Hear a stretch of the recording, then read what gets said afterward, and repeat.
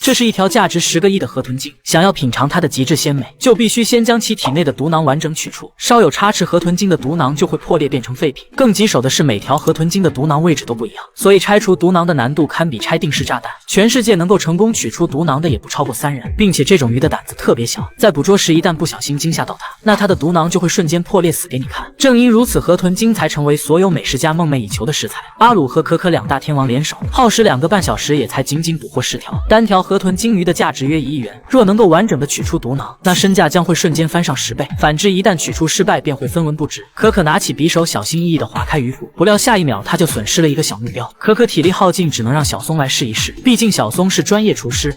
さばく順序は僕が指示するから、自信持って。いいんですか？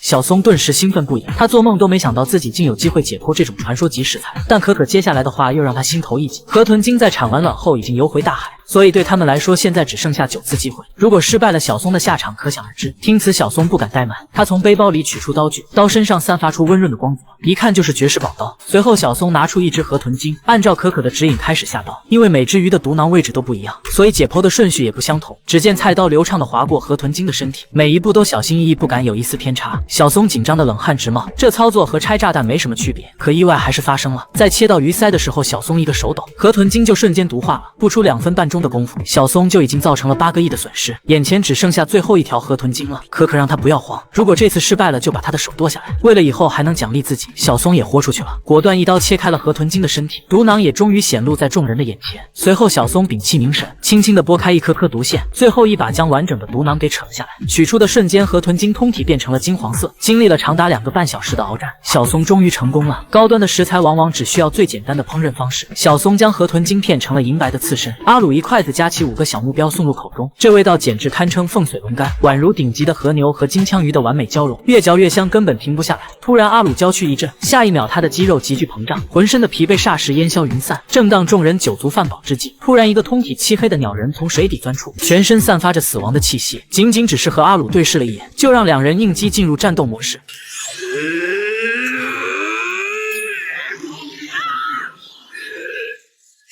可黑色鸟人只是挠了挠头，看都没看他们一眼，便拉着捕获的河豚精扬长而去。此刻阿鲁等人才意识到，这个家伙或许并非来自地球。以上便是本集的全部内容，接下来是总结解析。这集看得我既过瘾又好奇，河豚精这设定太绝了，一条就价值1亿，取出毒囊身价瞬间暴涨到10亿。可毒囊位置随机，稍有不慎就报废，甚至比拆炸弹还吓人。小松接连切废8条时，我隔着屏幕都替他捏了一把冷汗，那种在失败就剁手的压力简直令人窒息。好在最后他成功摘下毒囊，鱼身变成金黄色的那一刻，所有的努力都没有白费。后面的刺身描写更是绝了，顶级和牛加金枪鱼的口感，这吃完不得上天啊！最后那个黑色鸟人突然钻出来，无视所有人拖走河豚精，瞬间压迫感拉满了，让我觉得地球美食家在他面前就像一群小孩。